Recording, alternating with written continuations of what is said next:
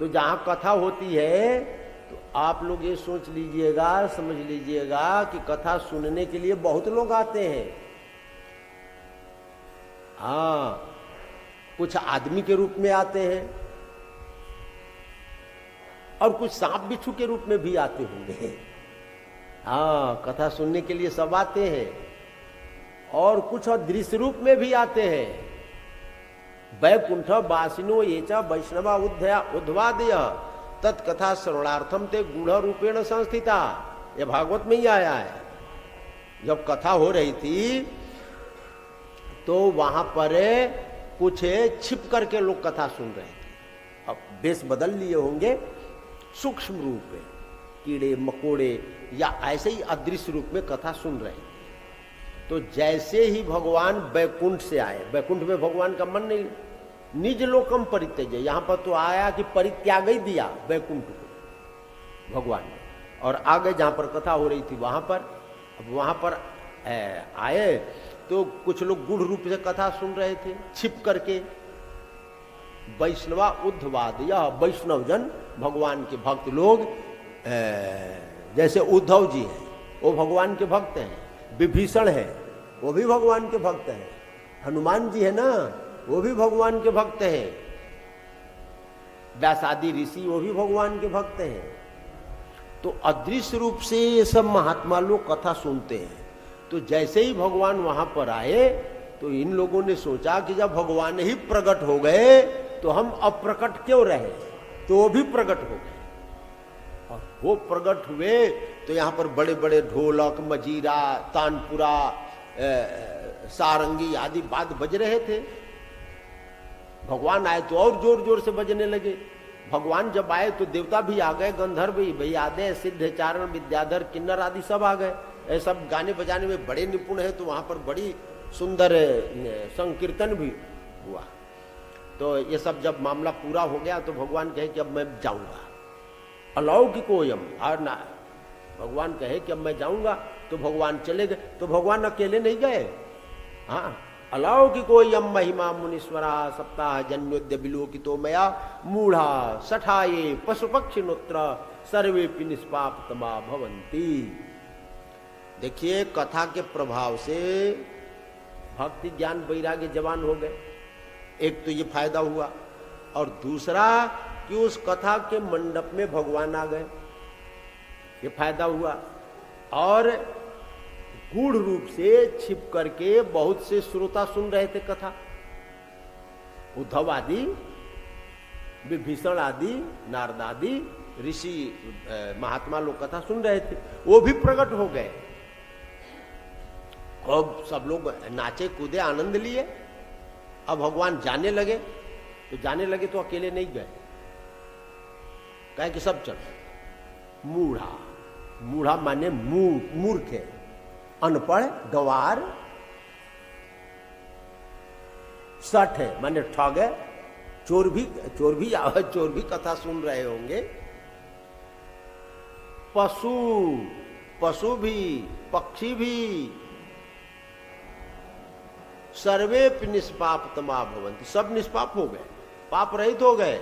और भगवान ने कहा कि अब सब मेरे साथ हवाई जहाज में बैठ जा भाई, चलो अब यहाँ क्या काम है तुम लोगों का। तो सबको अपने हवाई जहाज में बैठाए और लेकर के पहुंचा दिए सबको वैकुंठ में, अब यहीं पर रहो, आनंद लो। तो नारद ने कहा कि महाराज, किससे पूछ रहे हैं, सनकादिक से, कि महाराज ये तो गजब हो गया। के विशुद्ध्यंति बदंतु मह्यम सप्ताह यज्ञेन कथा में। एक बात पूछो, कह के पूछो, ये भागवत के कथा को सुनने से कौन कौन पवित्र होकर के भगवान के धाम को जाता है। भगवान के यहाँ जाते हैं ना, तो कौन कौन कैसे कैसे लोग, कहे कि सुनो, ये मानवा पाप कृतस्तु सर्वदा। भागवत की कथा सुनने से कौन मनुष्य पवित्र होता है, तो कहे कि सुनो, जो हमेशा ही पाप करता है। गारंटी दे रहे हैं, मानवा पाप कृतस्तु सर्वदा, बने हमेशा। दुराचार रता, दो दुराचारी कुमार्ग पर चलता है, बड़ा क्रोधी है, बड़ा कुटिल है, बड़ा कामी, वो भी कथा सुन लेना तो सीधे चला जाता है। उसके लिए भी बैकुंठ से विमान आता है, स्पेशल है। यह यात्री विमान नहीं, यात्री विमान में तो धक्का धुक्की ज्यादा हो जाएगी। स्पेशल चार्टर विमान उसके लिए आता है और उसमें बैठ करके जाता है बैकुंठ को। पंचोग्र पापास, अब अभी बताए ना कि बहुत बड़ा पापी हो, हमेशा ही पाप करता हो, दुराचार में रत रहता हो, कुपथ पर चलता हो, बड़ा क्रोधी है, कामी है, वो भी कथा सुन के पवित्र होकर के जाता है बैकुंठ। और पंचोग्र पापास छल छद्मकारिण क्रूरा पिशाचा एवं नरदया ब्रह्म सपुष्टा व्यभिचार कारिण, जो 5 प्रकार के पाप हैं, बड़ी सबसे नंबर 1 वाले पाप, विश्वासघात करने वाला, सोना चुराने वाला, शराब पीने वाला, गुरु पत्नी से भोग करने वाला और गाय ब्राह्मण की हत्या करने वाला है 5 सबसे बड़े पापी। वो भी कथा सुन ले तो उनके लिए भी सीधे विमान आता है, वो भी चले जाते हैं। छली छल छद्मकारिण क्रूर, बड़ा क्रूर है, पिशाच है, निर्दयी है, ब्राह्मण के धन से पुष्ट होने वाला है। ऐसा व्यक्ति भी कथा सुनेगा तो सीधे भगवान के यहाँ चला जाएगा। अब ये झूठ है कि सांच है, अब ये भगवान जाने, लेकिन जो भागवत में लिखा है मैं वो बोल रहा हूं, ऐसा पापी भी सीधे बैकुंठ जाएगा।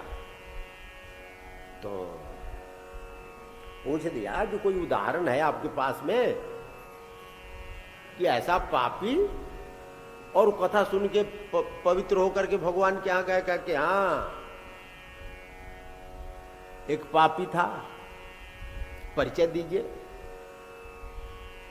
तुंगभद्रा तटे पूर्वमभूत पत्तनम उत्तमम।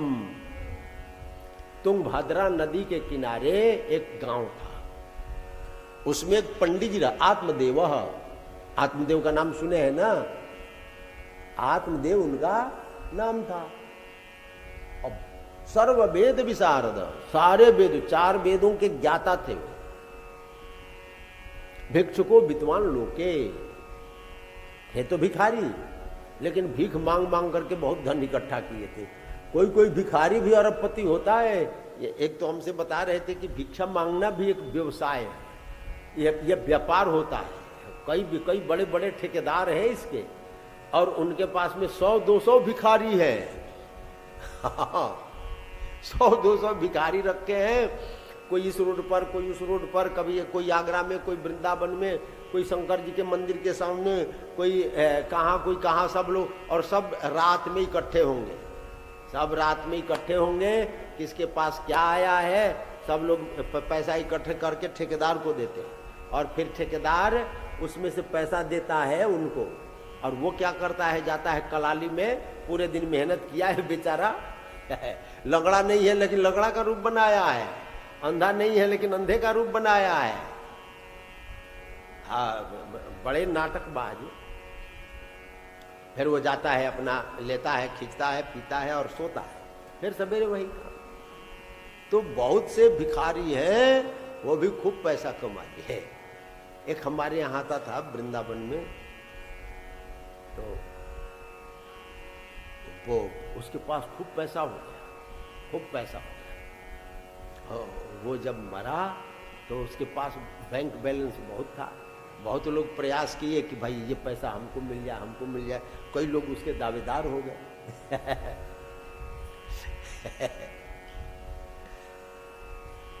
बहुत ऐसे हैं, मांगते हैं और रखते हैं। भिक्षुको विद्वान लोको तत्प्रिया धुंधुली स्मृता। तो पंडित जी खूब मांग मांग करके इकट्ठा किए थे। उनकी श्रीमती भी थी, नाम जानते हैं, तत्प्रिया धुंधुली। धुंधुली नाम क्या था? धुंधुली। लोक वार्ता रता क्रूरा। कथा वार्ता में उसका मन नहीं लगता था, बड़ी क्रूर थी।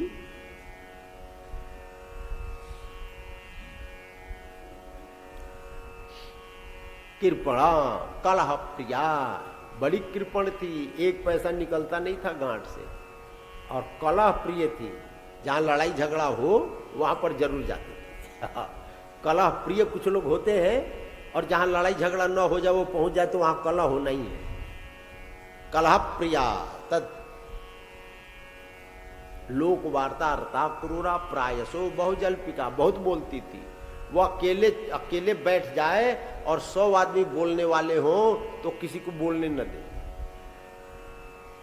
सूराचो गृह करते सु, और बड़ी हट्ठी कट्ठी, बड़ी बलवान थी, 1.5 कुंटल वजन था।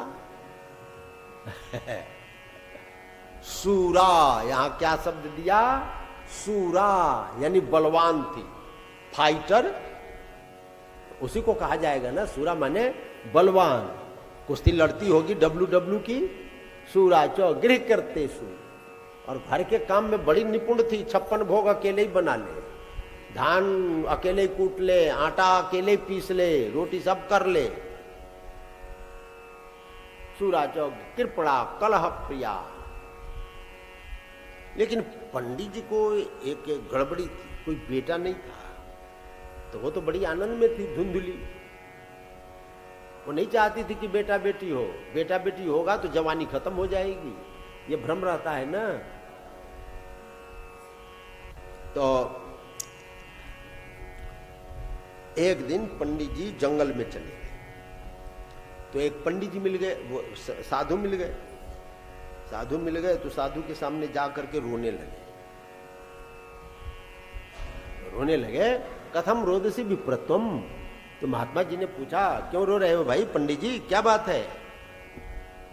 पंडित जी ने कहा कि महाराज मैं क्या बताऊं, एक बड़ा दुख है। क्या दुख है? मद दत्तम नैव गृह्णन्ति प्रत्यादेवा द्विजातीय प्रजा दुखे न शून्यो हम प्राणस त्यक्तुम यागत। हम यहाँ सुसाइड करने के लिए आए हैं, आत्महत्या। क्यों आत्महत्या क्यों कर रहा है भाई? महाराज मैं किसी को दान देता हूं ना तो दान नहीं लेता है। हम किसी को दान देते हैं तो दान नहीं लेता है। कहे क्यों नहीं लेता है? कहे कि तुमको बेटा नहीं। प्रत्या देवा द्विजातीय, देवता भी नहीं लेते हैं और पंडित जी लोग भी नहीं लेते कि हम तुम्हारे हाथ से दान नहीं लेंगे, तुम्हें बाल बच्चे नहीं है। इस दुख के कारण मैं यहां पर आत्महत्या करने आया। धिक जीवितम प्रजाहीनम धिक गृहम च प्रजाम बिना धिक धनम चानपत्य स धिक कुलम संतति बिना। हमारे पास धन खूब है, अब कोई भोगने वाला नहीं है तो उस धन का क्या होगा? ये मकान बहुत बढ़िया बनाए हैं, मकान में कोई रहने वाला नहीं है तो मकान का क्या काम है? इस जीवन को क्या काम है? अरे हमारे मरने के बाद हमको कोई जलांजलि देने वाला, श्राद्ध करने वाला, तर्पण करने वाला भी नहीं है। धन दुनिया भर का है, क्या काम में? ये कुल, हमारे कुल खानदान को भी धिक्कार है। महात्मा जी ने कहा कि सुनो सुनो पंडित जी, आत्मदेव जी, जरा खोपड़ी खोलो। मुंचा ज्ञानम प्रजारूपम बलिष्ठा कर्म होगा। कर्म की गति बड़ी बलवान होती है। अरे काहे के लिए बेटा बेटी के चक्कर में पड़े हो, पुत्र पौत्र के चक्कर में पड़े? छोड़ो। सुनो विप्रम मया तद्य प्रारब्धम तू विलोकितम। तुम्हारे खोपड़ी में ब्रह्मा जी ने जो लिखा है ना, अलग ब्रह्मा लिपि अलग होती है, वो सब नहीं पढ़ पाते हैं, लेकिन कोई महात्मा होते हैं वो पढ़ लेते हैं। महात्मा जी ने कहा कि हम तुम्हारे खोपड़ी में क्या लिखी है, ब्रह्मा जी ने जो चिन्ह खींचा है वो सब मैं पढ़ रहा हूं। 7 जन्मावधि तब, तुम्हारे भाग में 7 जन्म तक बेटा बेटी का योग नहीं है। काहे के लिए रोग आ रहा है? फिर क्या करें? रे मुंचाद्या कुटुम्बासा सन्यासी सर्वथा सुख। सबसे दुनिया में सुखी कौन है? ये सन्यासी बाबा लोग बहुत सुखी हैं। ये ट्रेन में भी इनका टिकट नहीं लगता है। कोई टीटी पकड़े, उतार दे तो उतर जाओ दूसरी ट्रेन में। हम भी पहले ऐसे ही चलते थे, बहुत चले विदाउट टिकट। टीटी उतारे तो इसमें से दूसरे डिब्बे में चले जाए, वो ट्रेन छूट जाए तो दूसरे ट्रेन में चले जाए। कहीं खा लो, लोग खिलाई देते हैं और खिलाते भी बढ़िया माल टाल है, और खिलाने के बाद में फिर कुछ दान दक्षिणा भी देते हैं।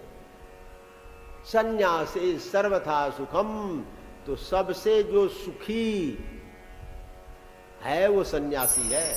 सन्यासियों जितना सुखी दूसरा कोई भी नहीं है। टेंशन फ्री ब्रांड है, ब्रांड, टेंशन फ्री ब्रांड। तो सन्यासी बन जा। लेकिन आत्मदेव जी ने बड़ी डांट लगाई महात्मा जी को। अरे सुनो सुनो महात्मा, पुत्रादि सुखी युनयम संन्यास शुष्क है। भाई सन्यासियों का जीवन कोई जीवन है? सबसे दुखी जीवन सन्यासियों का। देखिए गणित बदल गया। महात्मा कह रहे कि सन्यासियों जैसा कोई सुखी नहीं, और आत्मदेव क्या कह रहे हैं कि सन्यासियों जैसा कोई दुखी नहीं। सन्यासियों को बड़ा दुख है, अपने से बनाओ और खाओ, न बाल न बच्चे न नाती न पोता, कपड़ा खुद धोवो, चौका खुद लगाओ, बर्तन खुद मांजो, न कोई बोलने वाला न कोई चालने वाला, अकेले गुमसुम बैठे रहो। सबसे दुखी जीवन सन्यासियों का। हम काहे के लिए सन्यासी बनेंगे? हमको तो महाराज आप कृपा कीजिए बेटा बेटी हो जाए। भाई तुम्हारे भाग में ही नहीं लिखा है तो हो कहां से जाएगा? कहे कि देखिए भाग बदलने वाले तो महात्मा होते हैं। ये महात्मा लोग क्या करते हैं, वो ब्रह्मा जो लिखे रहते हैं ना उसको मिटा देते हैं और मिटा करके दूसरा लिख देते हैं। हाँ, ये कला महात्माओं के पास में है। जो खोपड़ी में लिखी है ना अंदर, उसको एक ही व्यक्ति मिटा सकता है। कौन? कहे महात्मा। भगवान को तो परमात्मा बोला जाता है। क्या बोलते हैं उनको? परमात्मा। और साधु को क्या बोलते हैं? महाआत्मा। अब माने उससे ऊपर अब कुछ नहीं, और भगवान भी नीचे डाउन। हाँ, भगवान भी नीचे के कोटि में। मोते अधिक संत कर लेखा।